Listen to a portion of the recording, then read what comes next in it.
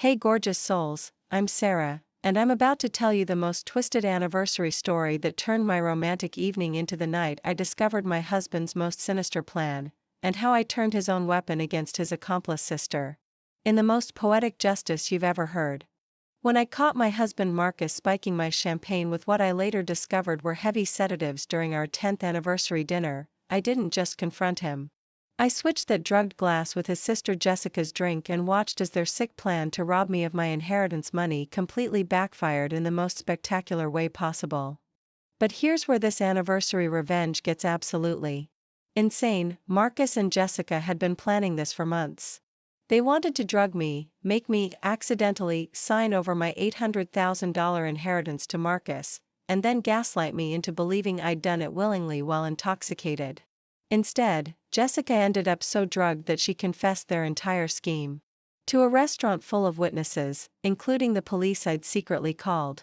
This story has everything: family betrayal, inheritance theft, drugged drinks, sister-in-law conspiracies, and the kind of anniversary revenge that sent two criminals to prison while I got the most satisfying divorce settlement of my life. Y'all ready for this anniversary disaster? Because this is how one switched drink destroyed a marriage, exposed a criminal conspiracy, and gave me the revenge of a lifetime. Beautiful souls, let me take you back to 3 months ago when I thought Marcus and I were celebrating our 10th wedding anniversary in blissful happiness, completely unaware that my husband and his sister had been plotting to drug and rob me for half a year. I'm Sarah, 34 years old, and I work as a pediatric nurse at Children's Hospital in Denver, Colorado. My husband Marcus is 36 and works as a financial advisor, a career that gave him extensive knowledge about investments, legal documents, and inheritance management. Marcus and I met in college and had what everyone considered a solid, loving 10-year marriage. We live in a beautiful home in the suburbs, enjoy traveling together, and had always been each other's biggest supporters through life's challenges. 3 months ago, we were celebrating our 10th anniversary at the Grand Terrace, an upscale restaurant overlooking the city where we'd had our first date and later our wedding reception. 10 years ago, this place changed my life forever. Marcus told me that night, holding my hand across the candlelit table. I knew from our first date here that you were the woman I wanted to spend my life with. Marcus had insisted on making this anniversary extra special since it marked our first decade together and coincided with a major financial milestone in my life. 6 months earlier, my beloved grandmother had passed away and left me her entire estate, including her house, investments, and cash savings totaling approximately $800,000. Grandma Rose had been like a second mother to me, and her inheritance represented not just financial security but also her love and trust in my judgment. Sarah, you've always been the most responsible and caring person in our family, Grandma Rose had told me before her death. I know you'll use this money wisely and take care of your future. The inheritance was in my name only, as Grandma Rose had specified in her will that it should remain Sarah's individual property and not become marital assets. Marcus had been incredibly supportive during the inheritance process, helping me navigate the legal paperwork and investment decisions. I'm so proud of how you're handling this responsibility, Marcus would tell me. Your grandmother chose wisely when she trusted you with her life savings. Marcus had suggested we celebrate our anniversary at the Grand Terrace partly to commemorate this new chapter in our lives and my financial independence. Marcus's sister Jessica, 32, had always been a challenging presence in our marriage, but I'd attributed her behavior to typical sister-in-law jealousy. Jessica worked as a paralegal at a law firm and had struggled financially for years, often borrowing money from Marcus and me for rent, car payments, and other expenses. Jessica's going through a tough time, Marcus would explain whenever I questioned her constant financial requests. She's family, and we need to help her get back on her feet. Jessica had become increasingly bitter about my inheritance, making snide comments about lucky people who get money handed to them and unfair family situations. It must be nice to have rich relatives, Jessica would say whenever the inheritance was mentioned. Some of us have to work for everything we get. Marcus always defended Jessica's comments as harmless venting, but I'd noticed her resentment growing stronger over the months. Jessica's just frustrated about her own financial situation, Marcus would tell me. She doesn't mean anything personal by those comments. Marcus had been planning our anniversary dinner for weeks, insisting on handling every detail personally. I want this night to be perfect, Marcus told me. 10 years deserves a celebration that we'll remember forever. Marcus had made reservations at the Grand Terrace, arranged for a private corner table, and even coordinated with the restaurant to serve our wedding champagne. I want everything to be exactly like our wedding night, Marcus said. Same restaurant, same champagne, same romantic atmosphere. Marcus had also insisted that we invite Jessica to join us for dessert, claiming he wanted to include family in our special celebration. Jessica's been having such a hard time lately, Marcus explained. I thought it would be nice to include her in our happiness and maybe cheer her up. I'd been reluctant to include Jessica in our romantic anniversary dinner, but Marcus had convinced me that family inclusion was important. One dessert with Jessica won't ruin our evening, Marcus had said. And it might help repair the tension between you two. Gorgeous souls, that anniversary dinner started as the perfect romantic evening but quickly became the most terrifying discovery of my marriage when I realized my husband was literally trying to drug me in public. Marcus and I arrived at the Grand Terrace at 7 p.m., both dressed elegantly for our special anniversary celebration. The restaurant had prepared our corner table beautifully with candles, flowers, and the same champagne we'd served at our wedding reception. This is absolutely perfect, I told Marcus as we sat down. You've recreated our wedding night exactly. Marcus seemed nervous and kept checking his phone, which I initially attributed to excitement about our anniversary celebration. I just want everything to go smoothly tonight, Marcus said when I commented on his fidgeting. This evening is so important to me. We ordered our dinner and began reminiscing about our relationship, our wedding, and our hopes for the future. The next 10 years are going to be even better than the first, Marcus told me, raising his champagne glass. We have so much to look forward to together. Jessica arrived at 8:30 p.m., just as Marcus and I were finishing our main course, and I immediately noticed she seemed unusually anxious. Thanks for including me in your anniversary celebration, Jessica said, but her tone seemed forced and nervous rather than genuinely grateful. Jessica kept exchanging meaningful glances with Marcus, and they seemed to be communicating through subtle nods and gestures. Is everything okay? I asked, noticing their strange behavior. You both seem tense about something. We're just excited about celebrating your anniversary, Jessica replied quickly. This is such a special night for you and Marcus. Marcus ordered another bottle of champagne when Jessica arrived, specifically requesting that the server bring fresh glasses for everyone. I want us all to toast together with clean glasses, Marcus told the server. This is a very important celebration. When Marcus excused himself to use the restroom, I noticed he'd left his jacket on his chair with something bulging in the pocket. Curious about what he was carrying, I discreetly checked his jacket pocket and found a small pill bottle with no label. The bottle contained several white pills that looked like prescription medication, but there was no pharmacy label or doctor's name. When I googled the pill markings on my phone, I discovered they were Rohypnol, a powerful sedative commonly known as a date rape drug. I was shocked and confused about why Marcus would be carrying illegal sedatives to our anniversary dinner. My first thought was that perhaps Marcus had a medical condition he hadn't told me about, but the quantity and type of pills suggested something more sinister. I quickly put the pills back in his pocket and pretended I hadn't seen anything, but my mind was racing with terrible possibilities. When Marcus returned from the restroom, he immediately went to the champagne bottle and insisted on refilling everyone's glasses personally. Let me pour the champagne, Marcus said, taking the bottle from the server. I want to make sure everyone gets the perfect amount. As Marcus poured the champagne, I watched him carefully and noticed he seemed to be adding something to my glass. Marcus's body was positioned to block Jessica's view of what he was doing, but I could see him dropping something small into my champagne. Here's to the most beautiful woman in the world, Marcus said, handing me the glass he'd just tampered with. 10 years of marriage and a lifetime of love ahead. I realized that Marcus had just spiked my champagne with the same pills I'd found in his jacket pocket.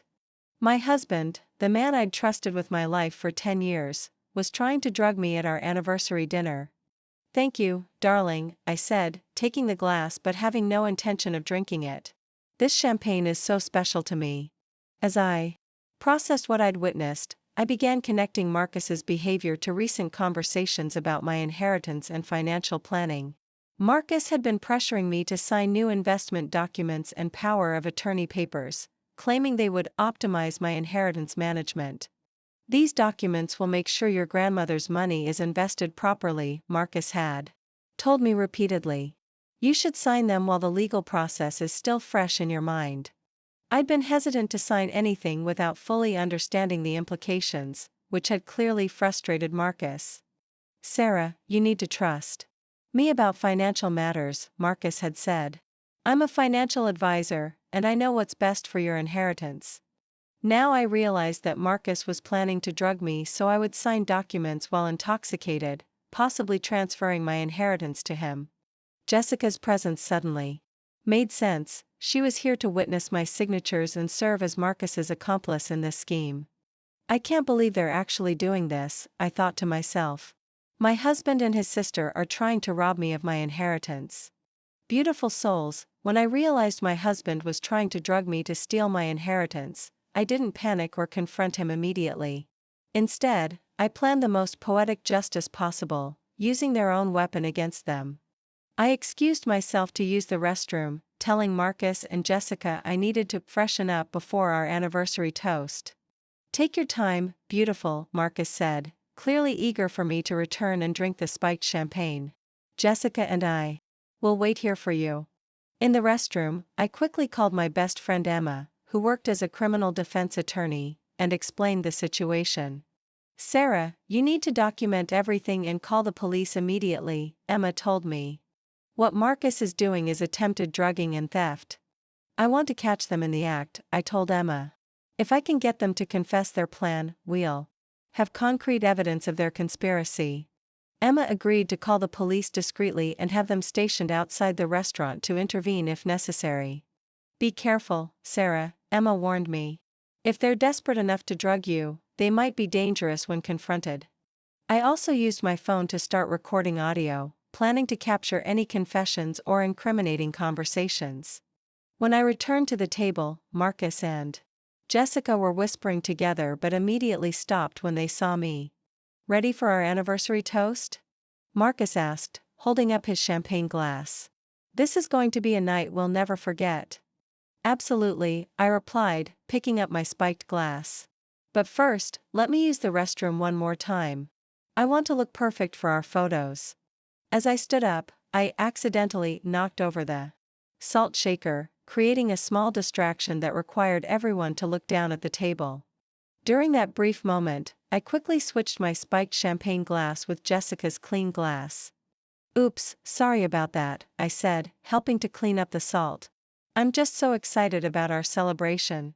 Marcus and Jessica had no idea that the drugged champagne was now in front of Jessica instead of me. "No problem at all," Marcus said, refilling the salt shaker. "Now let's make that toast before the champagne gets warm."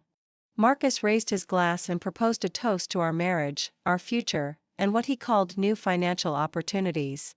"To Sarah, the most trusting and generous woman I know," Marcus said with a sinister smile. "Here's to sharing everything we have with the people we love." "To sharing everything," Jessica echoed, raising her glass. "Family should always stick together, especially when it comes to money." I raised my glass and pretended to drink while actually only touching the rim to my lips. Jessica and Marcus both drank deeply from their glasses, with Jessica consuming the entire contents of what she thought was her clean champagne. "This tastes a bit strange," Jessica commented after finishing her drink. "Are you sure this is the same champagne from earlier?" "It's the same bottle," Marcus said, refilling her glass from the bottle. "Maybe it's just a different vintage than you're used to." Within 15 minutes, Jessica began showing signs of the drug's effects: slurred speech, confusion, and loss of coordination. As the Rohypnol took effect, Jessica became increasingly disoriented and began saying things she clearly wouldn't have said while sober. "Marcus, when are we going to get Sarah to sign those papers?" Jessica asked loudly, her words slurring together. Jessica, quiet down, Marcus hissed, clearly panicking about his sister's condition. We'll talk about this later. But you said once she drank the champagne, she'd be confused enough to sign anything, Jessica continued, her voice getting louder. I said we'd discuss this at home, Marcus replied desperately, trying to get Jessica to stop talking. Jessica was becoming more agitated and vocal as the drug affected her judgment and self-control. I need that money, Marcus, Jessica announced to the entire restaurant. You promised me $200,000 if I helped you get Sarah's inheritance. This is exactly what Sarah wanted to hear, I thought to myself, continuing to record everything on my phone. Other restaurant patrons were beginning to stare at our table as Jessica's behavior became increasingly erratic and loud. Marcus tried desperately to control Jessica's drugged rambling, but she was beyond reasoning with and continued exposing their scheme. Sarah's so stupid and trusting, Jessica slurred loudly. She has no idea that her loving husband has been planning to rob her for months. Those pills you put in her drink should have worked by now, Jessica continued. Why isn't she acting confused and signing the papers? Marcus realized that their plan was completely falling apart and that Jessica had essentially confessed to conspiracy and attempted theft in front of dozens of witnesses. Jessica, you need to stop talking right now, Marcus said frantically. You're not making any sense. I'm making perfect sense, Jessica replied, struggling to stand up. We drugged Sarah so she'd sign over her inheritance, and now I want my cut of the money. The entire restaurant was now watching our table as Jessica's drugged confessions continued to expose their criminal conspiracy. You said the Rohypnol would make her compliant and confused, Jessica announced. So where are the papers she's supposed to sign? At this point, I knew I had enough evidence to destroy both Marcus and Jessica, and it was time to reveal my knowledge of their scheme. Gorgeous souls, watching Jessica accidentally drug herself with the sedatives meant for me while confessing their entire theft scheme to a restaurant full of witnesses was the most poetic justice I could have imagined.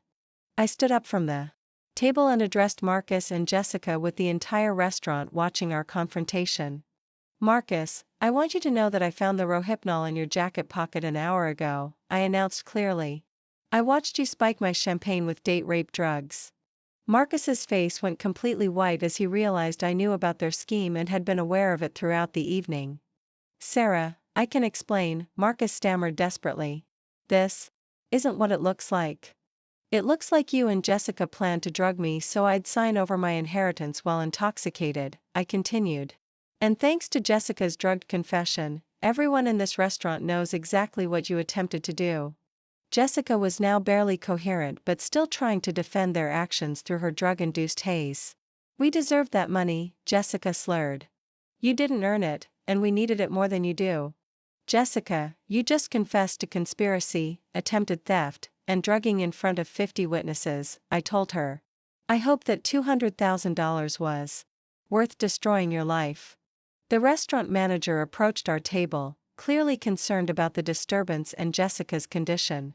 Is everything all right here? The manager asked. Should we call for medical assistance? Please call the police, I requested. My husband just attempted to drug me, and his sister has confessed to their conspiracy to steal my inheritance. The police arrived within minutes, having been alerted by my friend Emma who had been monitoring the situation. Officers, I have audio recordings of this woman confessing to conspiracy and attempted theft, I told them, showing my phone. I also have the drugs my husband used to spike my drink. The officers took statements from multiple restaurant witnesses who had heard Jessica's drugged confessions about the inheritance scheme. We heard her talking about putting pills in someone's drink and stealing money, one diner told the police. She was very loud and specific about their plan. Marcus tried to deny everything, but the physical evidence and witness testimonies made his guilt undeniable. This is all a misunderstanding, Marcus claimed. I wasn't trying to drug anyone. Sir, we have the pill bottle from your jacket and multiple witnesses who heard your sister confess to the conspiracy, the officer replied. You're under arrest for attempted drugging and conspiracy to commit theft. Jessica was taken to the hospital for treatment of the drug overdose before being arrested for conspiracy and attempted theft. My attorney Emma arrived at the restaurant and immediately began documenting evidence and witness statements for the criminal case. Sarah, you've successfully protected your inheritance and gathered enough evidence to ensure both Marcus and Jessica face serious criminal charges, Emma told me. The inheritance money was immediately secured in a trust account that only I could access, preventing any future attempts at theft. Your grandmother's money is completely safe, Emma assured me. Neither Marcus nor Jessica will ever be able to access it. The attempted drugging and theft charges carried serious penalties, including potential prison time and hefty fines. Marcus could face 5 to 10 years in prison for attempted drugging and theft, Emma explained. Jessica's confession makes the prosecution's case incredibly strong. I filed for immediate divorce based on Marcus's criminal behavior and attempt to steal my inheritance. This marriage is over, I told Marcus as he was being arrested. You tried to drug and rob me on our anniversary. There's no coming back from that betrayal. The trial was swift and decisive, with Jessica's recorded confession providing undeniable evidence of their criminal conspiracy. Marcus and Jessica both pleaded guilty to conspiracy and attempted theft, receiving sentences of 6 and 4 years respectively. Your Honor, these defendants planned for months to drug and rob Mrs. Sarah of her inheritance, the prosecutor stated. This was a premeditated crime that violated the most basic trust between spouses. The judge was particularly harsh in sentencing, noting that Marcus had violated his marriage vows and attempted to use dangerous drugs against his wife. Mr.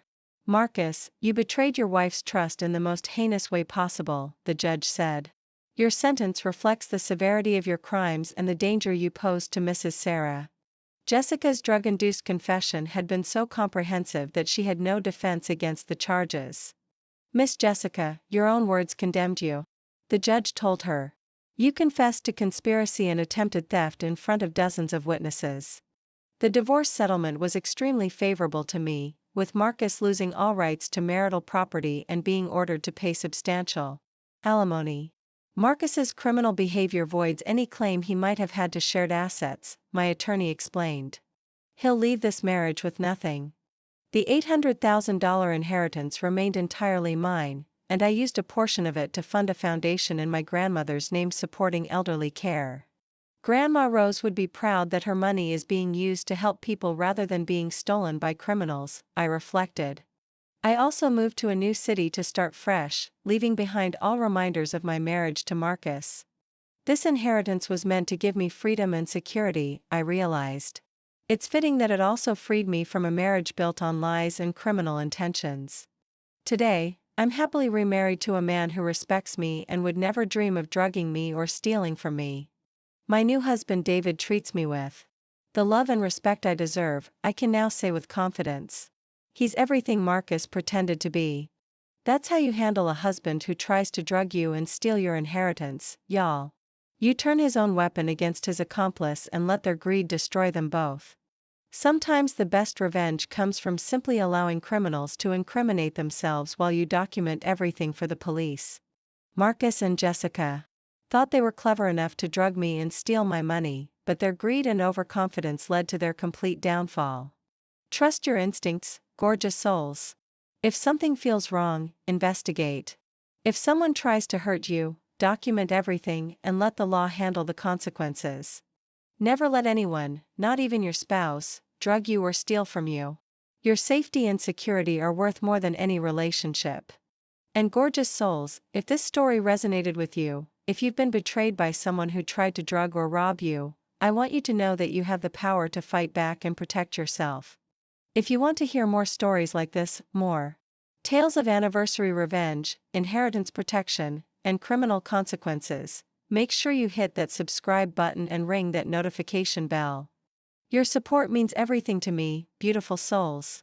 Every like, every comment, every share helps me reach more people who need to hear these stories. So smash that subscribe button, leave me a comment about your own experiences with betrayal and revenge, and let's build a community of people who refuse to let criminals destroy our lives.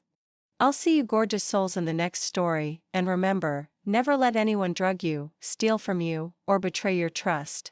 Fight back with intelligence, evidence, and the law on your side.